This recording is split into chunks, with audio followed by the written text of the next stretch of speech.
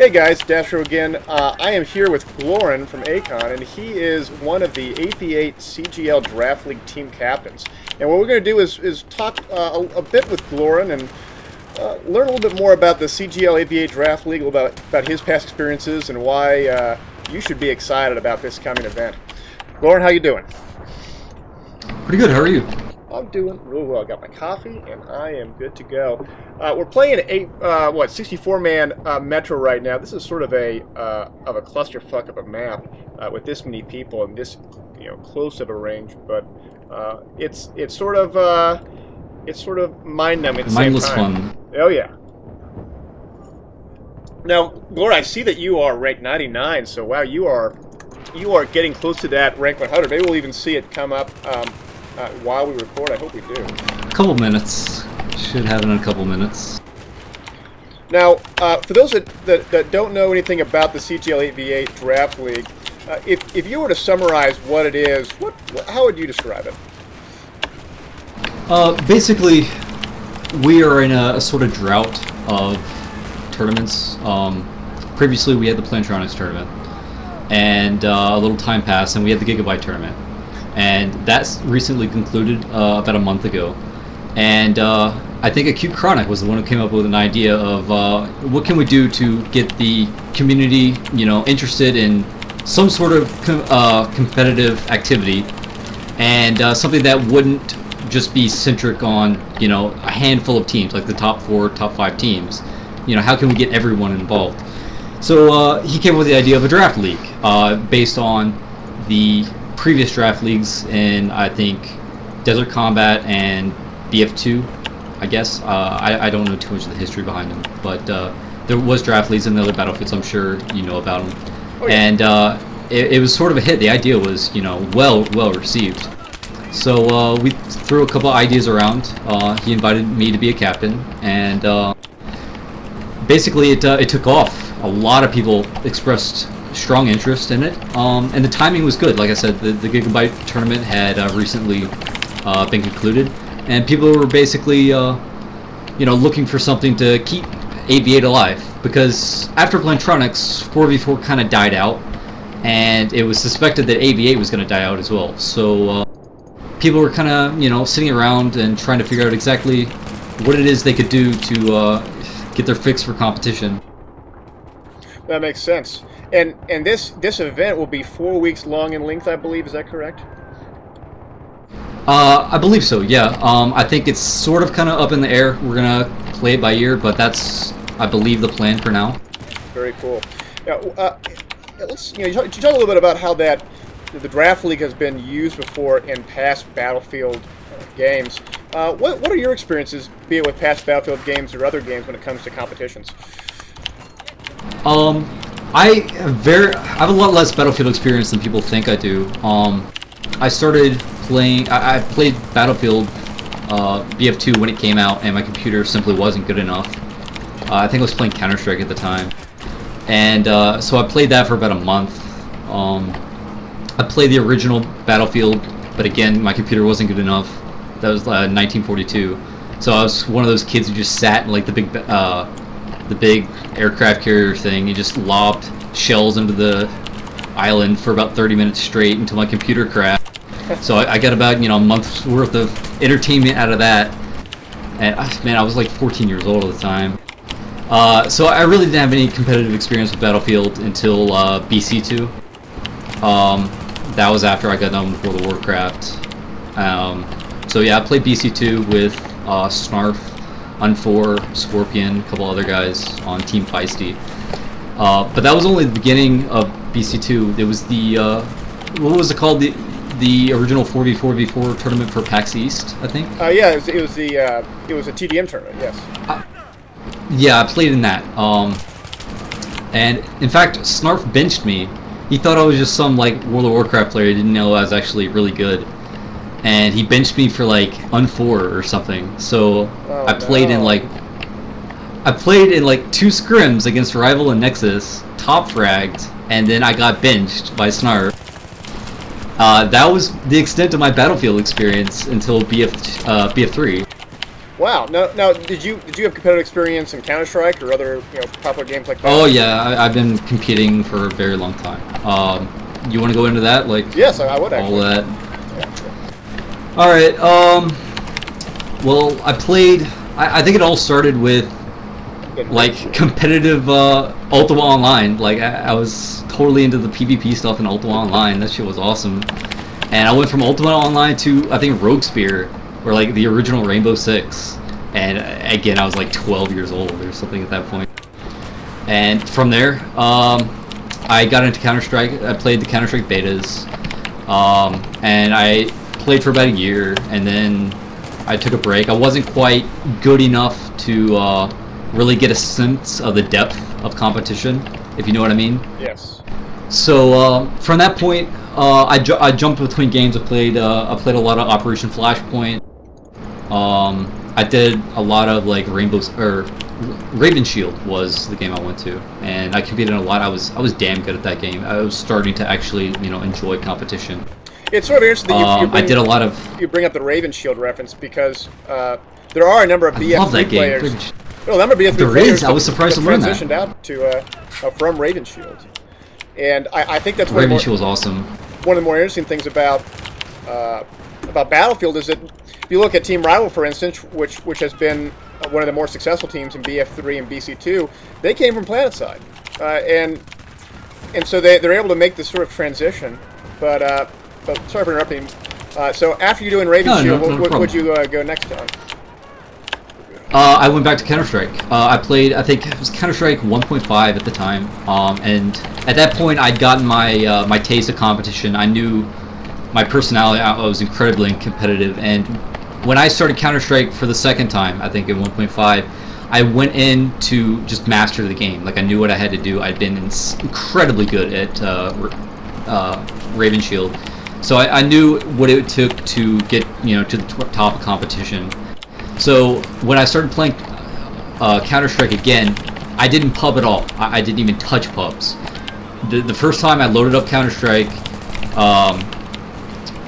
when the patch came out, and I decided I wanted to master this game, I loaded up IRC, and I went into the various channels to find scrims to ring for other teams, and that's all I did for a solid like 6 months. As it turned out, I got onto a team called Ribbid, and we dominated Cal Main. This was back when Cal League only had 3 leagues. It had Open, Main, and Invite. And there was only, I think, 7 or 8 teams in Invite at the time, so it was sort of a big deal. And we made it to the playoffs, and we lost. That was awful. At this time, I think it was 1.6 had just came out, and Source was coming out. Source was in beta, and World of Warcraft was coming out. And I made the prediction that CS 1.6 was gonna die, and I made the prediction that CS Source was gonna die. It was gonna flop. And I've not been wrong about anything in a long time. As badly I was wrong with that. Yeah, Counter-Strike did not die. So I was drug kicking and screaming by my WoW team. Or sorry, my CS team went to World of Warcraft. I hated little childish MMO bullshit, but I tried it anyway, and I got addicted to it. And I immediately found myself playing for 5 years straight. I played for 5 years. And yeah, I still had not got enough of competition, so I found myself competing in World of Warcraft. Arenas came out, and I made the very first World of Warcraft tournament. My team was one of the, I think, 6 that was invited to go to Anaheim, California to compete. I think we took 4th. We had a really strange composition, but it was kind of a big deal. We played the very first tournament, and we transferred to another battle group, BG9, and I got more serious about competition because WoW Arena was taking off. For the next 2 years after that, I was generally I think the highest rated shaman in the world for the better part of 2 years. Oh damn! I got Vengeful Gladiator, Merciless, or I didn't get Merciless. I got the Vengeful Gladiator, Brutal Gladiator, Furious Gladiator, the rank 1 titles. And from there, I got invited to join SK Gaming with Neilio and Serenia. We went to I think 3 or 4 MLGs plus a couple other lands. I think we went to 5 lands. Fortunately, we didn't do better than 3rd place in any of them. I think we got 3rd place and 4th a bunch of times, which I think you'll find is a recurring theme as I list all this BS off.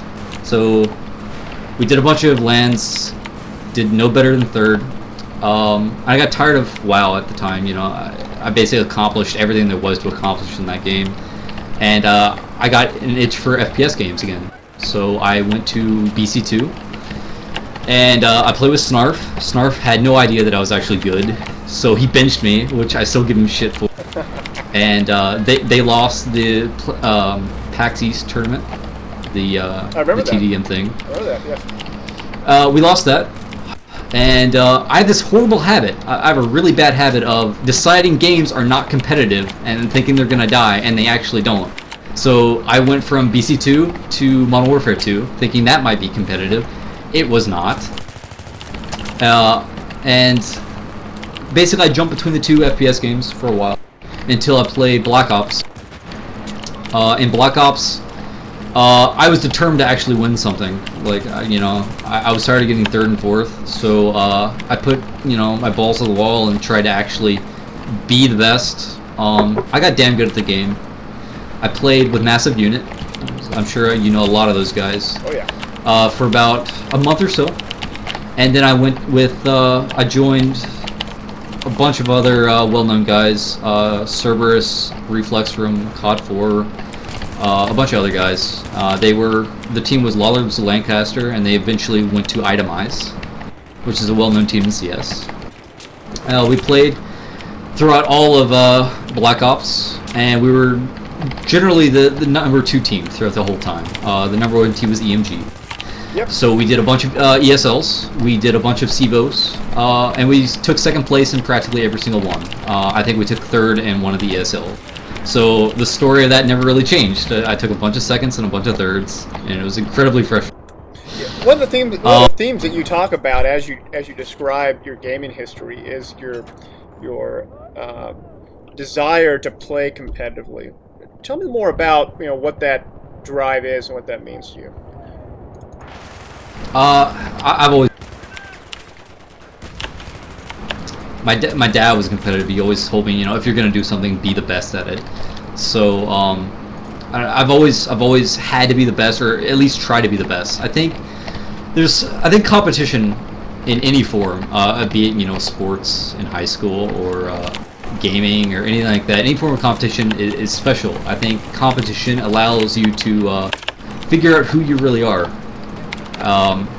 Anyone who's actually competed and they enjoy it, it's kind of addicting. Like,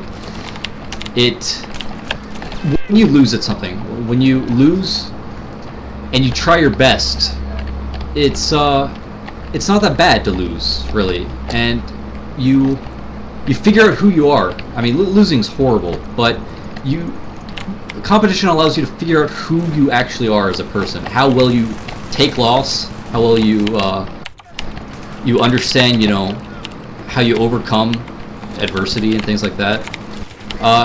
Competition is something you experience, and you can't get that from anywhere else. That's why I think gaming, like competitive gaming, is good. People always say PC competitive gaming is going to go downhill, and consoles are going to take over. You know, casual gaming is going to be on the rise. And I think it's completely wrong. I think competition is here to stay. I think it's only going to get bigger, and I think when people get a taste for it, I think when people, you know, get their feet wet and they actually get into it, they'll discover that it's incredibly satisfying to, you know, improve, to get better on a consistent basis, and to just learn.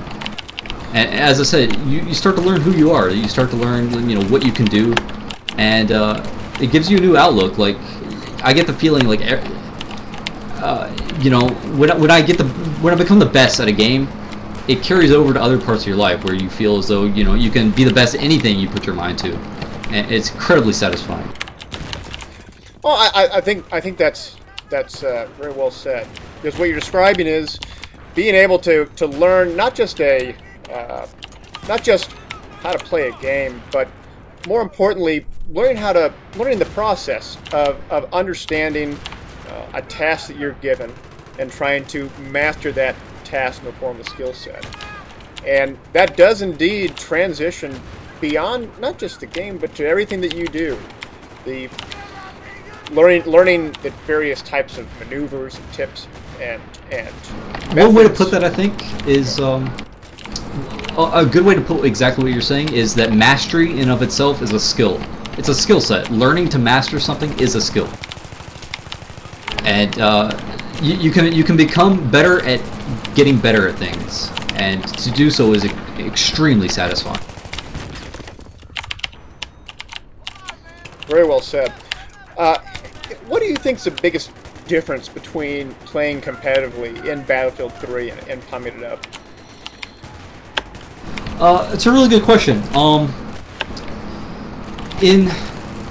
Alright, let's put it this way. What people get out of pubbing in Battlefield 3, I think what is most entertaining for public players is what's called Battlefield moments. I think the developers call it. It's these little moments where, you know, everything just falls into place and you make something happen and you win. And public players, what they find is that when they get better at the game, they find that these moments happen more and more often when they're working as a team together. They get their friends on, they get in, you know, Ventrilo, and they pub and they have fun and they work as a team. And what they find is that they have control over, you know, the game. They can you know, push objectives. They can, you know, revive each other and, you know, do a lot of really good teamwork. And for a lot of players, that's incredibly fun. But when you're in competition, everybody is doing that. Everybody is on the same page for the most part, and they all have the same goal to win. And what public players don't often understand is that it completely changes how the game is played when everybody has the same goal. Everybody is in Vent or Mumble or any voice chat program, and everybody is actively trying as hard as they can to win. The game's played completely differently. Your emotional investment in the game is changed and heightened in competition. And I think a lot of public players don't actually really have a sense as to how much fun competition actually is. I can talk to you about the specific differences if you want. Well, I mean, I think you hit the nail on the head in terms of those Battlefield moments, because even as a good player in pubbing, you may only experience these kinds of moments maybe once a round, maybe once every 15-20 minute gaming session, that kind of thing. But in competitive play, you experience these sort of moments multiple times during a given round that lasts 15 minutes. I mean, you'll experience them every 3 or 4 minutes, and you sort of, you know, I'm always amazed by people who are in pubs and record their videos and show you know, these moments and how much they enjoy them, and everyone goes, "Wow, that's so awesome." And to me, I'm a bit surprised by it, because the kind of moments that a lot of people post and talk about are ones that in competitive play happen all the time. All the time, absolutely. And I don't know if that's just made me, you know, the whole competitive experience has made me sort of used to it. But I mean, that's one of the reasons why competitive play is so engaging and so fun, is that you're experiencing this level of gameplay that you really can't experience with that kind of consistency anywhere else. You go to Reddit a lot, right? The BF3 subreddit. I do, yeah. Yeah, I think I've seen you on. You've seen the I think the French videos, a team of French guys who just pub, and they basically, it's a demonstration of teamwork. Yeah, yeah. They, you know, those things, I think that they're by far the most popular BF3 videos on YouTube at the moment. And what a lot of people don't realize is stuff that they do is standard in competition. We do that every single scrim or match. That's what it is.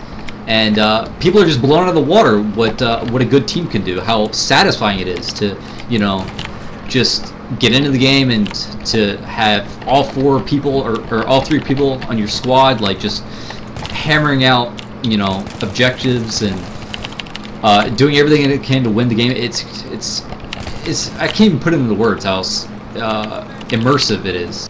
And again, like that's what most public players like. That's exactly what they enjoy. And I'm just amazed at how they're not really willing to try competition. And I think there's a certain amount of barriers as it is, in the sense that they may have 2 or 3 friends that they play with consistently, but in other respects, you may find that it's hard to initially get involved. And in that respect, it's hard. It's hard to get a team together. There's a lot of situations where, you know, people try to build teams and they can't find players, or you know, an individual player might be interested in competition, but he can't find a team. And I think that gives us a nice segue into the draft league. The draft addresses both of those issues. I think it addresses them very well. It gives both parties, both situations, it gives them a platform to basically join a team and see what competition's like, and it gives people the chance to understand what it's like to build a team and to actually enjoy competition. I think that's right, because it's for those that are watching this right now, the AV8 Draft League is full for this season, but in 4 weeks from now there will be another one, 4 to 5 weeks rather, and so let me kill these dudes. Only killed one, but nevertheless, it is a venue for players who are interested in playing, but don't necessarily have all the connections or the community that the traditional Battlefield community has, and give it a go. And I'm really looking forward to this, because it's not just the AV8 Draft League, but as rumors are coming about that the new DLC coming out, the new Close Quarters DLC, that there may release a matchmaker feature within Battlelog. And by doing that, we may very well see platoons or even squads or parties of people be able to play competitively. 44 Squad Rush, AV8 Conquest, MV10 Conquest, and this will be yet another medium in which people who want to try something a little bit more sophisticated than pubbing, and really see how a good coordinated team can really change things within the matches that we play. There is a bit of evidence that DICE is actually coming out to support competition. There is infrastructure there to allow for spectating, even though it's not confirmed yet. There is a little bit of code release that on Battlelog there's the infrastructure is there on Battlelog to support spectator mode. As you said, there's a bit of rumors for matchmaking. And there's a couple other things DICE is toying around with to perhaps facilitate or foster the competitive scene, to make it easier for people to get a taste of competition and what it's all about. And hopefully when the DLC comes out, we'll start to see some of those things come to fruition, and hopefully Battlefield 3 is only beginning to take off and become competitive. Indeed. So we're getting a little bit over the 20-minute mark, so I want to ask you one more question, or 2 more questions. First, if you were to give any advice to any players that are interested in playing in competition, or are looking for some kind of advice on how they should come into this kind of gaming format, what would you say to them? What would be your one big piece of advice when jumping in from the pubbing community to the competitive community? There is a little bit of a skill requirement for competition. If you're good enough, if you know you're good enough, then the thing to do is to basically make yourself known, and it's not nearly as hard as it sounds. A lot of the players in competition, they pub a lot. I mean, we're pubbing right now. A lot of the 4v4 teams pub on a daily basis, and they pub on very specific servers. All you have to do is, look at any of the leagues and find out who the competitive players are, the competitive teams, and basically follow them on Battlelog. just start up, you know, a dialogue with any of the teams and figure out where they play, make yourself known. It really is not that hard to break into the competitive scene. If you might not think you're as good as you need to be, one of the things you need to do is understand that competition and getting good at any game, not just BF3, but any game, is it really is attitude. It sounds cliche, but getting good at this game is not difficult. It's mainly, I'd say it's 70% brains. I think all BF battlefields in the past have been, you know, how well you do is in proportion to how smart you are in terms of, you know, basically understanding a situation, situational awareness, and decision making. You know, it's really not that hard. So you have to have the right attitude. You have to be able to accept the fact that you're going to lose sometimes, and just put yourself out there. That's the biggest thing that people tend to not do. They tend to, you know, not want to go into Mumble. They don't want to download, you know, voice chat programs. I find that a lot of people don't want to, you know, go on Gamers Portal, or they don't want to go into IRC, and they think it's kind of annoying or a pain in the ass. But you know, that's what it takes. And you'll find that it's not hard. It's really not hard to get into the competitive scene, and it's incredibly rewarding. One of the things I'm sure you can attest to, above and beyond most people, daskro, is that the friends you make in competition follow you throughout, you know, any game you'll play. I think anybody who's been competing in, you know, for any length of time will tell you that you'll find yourself on a team, and the players on that team will follow you throughout every game you play, you know, while you're gaming, you know, and these friendships last, you know, a lifetime. It's competitive gaming is special to me, and it's special to a lot of people, and it's worth putting yourself out there and, you know, figuring out what it's all about. Very well put. Any shout-outs? On a more lighter note, any shout-outs for CGL or your teammates or any individual players, anything around those lines? Here's your opportunity. Shout out to Snarf, I love him. Shout out to Callisto and his biceps. And let's see. Shout out to Handyman. I think you remember him from Paradigm Shift. Oh yes. In BF2. Mm-hmm. All right. Well, Glorin, thank you much for having this interview with me. Great insights. Not a problem. It was a pleasure. And we'll be sure to hit you up at a few of the other team captains after the Draft League draft session, which is coming up on Monday, the 14th of May. Monday the 14th, that's right. And we will, and we'll, you know, see how these Draft League teams turn out, and what could be expected from them in the future. So, thanks again, Glorin, and have a good one. Not a problem. You too.